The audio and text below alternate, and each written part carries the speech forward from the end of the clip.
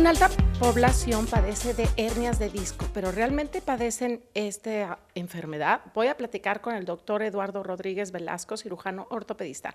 ¿Qué tal, doctor? ¿Cómo estamos? Hola, Carla, mucho gusto hablarte. Muy bien, ¿y tú? Muy bien, gracias, doctor. Doctor, pues bueno, creemos tener a lo mejor el problema de hernia de disco porque tenemos una molestia y bueno, quizás hasta no nos dejan ni dormir ni movernos. Usualmente así es como se manifiesta. Claro que hay muchas patologías a nivel de la columna que todo el mundo las atribuye como hernia de disco, pero causas de dolor en la columna son muchas y dentro de esas está la hernia de disco. ¿Cómo funciona nuestra columna? Estoy viendo ahí un modelo que nos pudiera explicar en qué momento realmente nos estamos lesionando. Bueno, obviamente el cuerpo está capacitado para soportar cierto tipo de carga. Obviamente se condiciona a tu carga. La columna básicamente consiste de unas estructuras óseas que son los cuerpos vertebrales y entre los cuales se encuentran los famosos discos. El disco funciona como una especie de amortiguador entre cada uno de los cuerpos vertebrales y está condicionado de tal manera para que se adapte a un movimiento como de un muelleo, por mencionarlo así, para soportar lo que es el tronco. Y obviamente junto con la pelvis hay una, vamos a decirlo así, una armonía entre estas estructuras para mantenernos en la posición erecta y sobre todo soportar el peso del cuerpo. ¿Qué pasa en el momento que empezamos a subir de peso, que empezamos a hacer actividades que empiezan a lesionarlo? Pues esta columna va a empezar a desbalancearse y es cuando vienen los problemas. ¿Se puede prevenir llegar a esto? Por supuesto que sí. Actualmente, una de las principales causas de motivo de consulta con los ortopedistas es el dolor en la región lumbar. Y te puedo decir que es la principal causa de incapacidad en personas que se encuentran en el medio laboral. Si no, bueno, hay que preguntar a la gente que trabaja en el IMSS qué cantidad de incapacidades se otorga. Definitivamente que se puede mejorar con higiene postural y cuidando el peso corporal. ¿Las lesiones de hernia se pueden tratar sin llegar a una cirugía? Sí, generalmente una de las condiciones te mencionaba es el peso. Obviamente hay un defecto alrededor del disco. Imagínate que si fuera como una especie de una dona rellena. Okay. Entre más presión tenga esto, entonces el contenido va a salir. Si tú mantienes una presión constante, armónica, por decirlo así, pues el relleno se va a mantener. En el momento que nosotros provocamos un movimiento brusco, podemos ocasionar que el contenido salga de su sitio. Además de que con el paso del tiempo, esta capacidad de amortiguamiento que tiene el disco se va perdiendo. Algo que es muy, muy blando, con el paso del tiempo se va haciendo más rígido y lo hace más susceptible a tener problemas. ¿Cómo debe de tratarse? Bueno, te decía que la gran mayoría de las personas pueden llegar a tener un tratamiento conservador. Okay. Hace un momento me preguntabas algo relacionado con eso y es básicamente cuidando el peso y la higiene postural. ¿Cuál es el principal síntoma?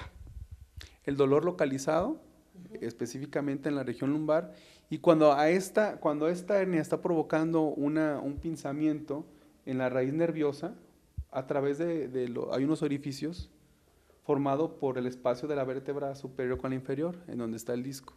Sale la raíz nerviosa, entonces en ocasiones la misma carga hace que el contenido esté saliendo, hace un pinzamiento a nivel de la raíz nerviosa y entonces provoca el dolor.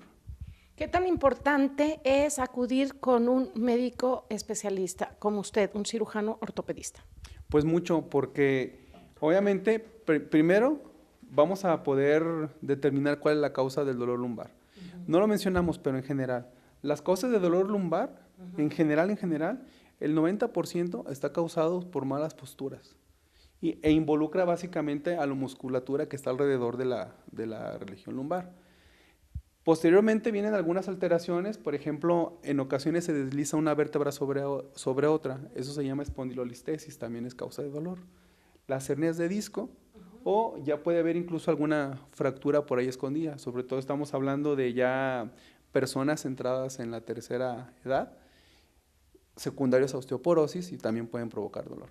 ¿Estos serían los tipos distintos de lesiones de la columna? Sí, y obviamente hay que hacer un diagnóstico diferencial porque en la columna puede haber dolor irradiado. ¿De dónde? Puede haber una lesión a nivel de la aorta, se conoce como disección aórtica y puede provocar dolor. Una lesión tumoral puede ser un tumor que vino y se sembró en la vértebra o puede ser un tumor originado en la propia vértebra. La otra puede ser un proceso infeccioso. En nuestro país son muy común la tuberculosis y la brucelosis. Y en ocasiones la manifestación de esta enfermedad puede ser que se localice a nivel de la columna y nos puede dar también dolor. ¿Es hereditario este tipo de padecimientos, de que viene de familias que existen ciertos padecimientos, como que acaba de algunos, a lo mejor mencionar enfermedades, que es muy probable que el paciente pueda llegar a tener lesiones en su columna? No necesariamente, más bien se deriva del uso y abuso de las actividades para presentar dolor. Doctor, ¿qué me pudiera decir en lo que he escuchado que existen muchos tratamientos alternativos? ¿Realmente funcionan o estamos perdiendo el dinero y el tiempo? Bueno, yo creo que sí estás perdiendo el tiempo y sí estás perdiendo el dinero. Porque realmente para conocer la patología de columna hay que apoyarse en estudios que están validados desde hace mucho tiempo. Hablo de radiografías simples, hablo de tomografías, hablo de resonancias magnéticas, pero incluso esos exámenes nada más son un apoyo diagnóstico, porque realmente tienes que estar en manos de una persona que esté preparada para hacer un buen diagnóstico. Entonces, generalmente en la medicina alternativa, no tengo nada en contra de ellos, mis respetos, pero muchas veces no tiene un fundamento, no tiene un sustento científico que avale sus diagnósticos. Ese es el problema. Sí, y el problema es que, bueno, a lo mejor de milagro se curó la que nos recomendó, pero porque realmente a lo mejor no era de lo que le estaban tratando, entonces las personas se van con esa idea, ¿no? Es que mi amiga, en fin, pues sí lo curó este doctor, pero ¿qué sucede? Digo, no, los cuerpos son tan diferentes cada uno de otros que yo lo quiero mencionar y por eso he tenido también en estos programas he estado teniendo entrevistas con investigadores de CIATEC de cuánto dura realmente una investigación hasta llegar a salir con ustedes, ¿no? A decir, este medicamento que son 25 años. Entonces, no nos vamos a lo alternativo. Realmente que pongan atención y gracias por mencionarlo.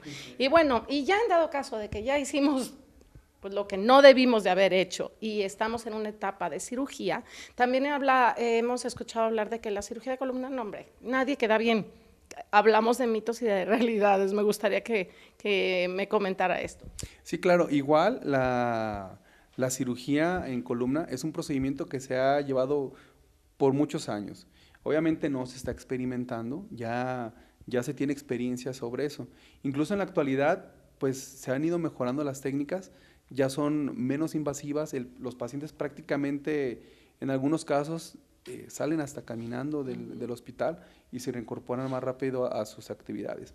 Aquí el detalle creo yo es la falta de información, porque primero la gente tiene que conocer cuál es la patología y dentro del tratamiento quirúrgico qué es lo que se le va a hacer. En ocasiones lo único que se tiene que hacer es nada más quitar la parte dañada del disco, por ejemplo.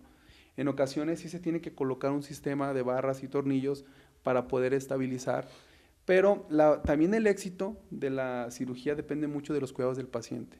Te decía que sobre todo cuando hay pacientes con sobrepeso, también la gente piensa, es que si ya me opero, con eso ya se solucionó el problema. No, me opero, pero sigo atendiendo mi cuerpo en cuestión de fortalecimiento muscular, rehabilitación y terapia física, control del peso, control del dolor.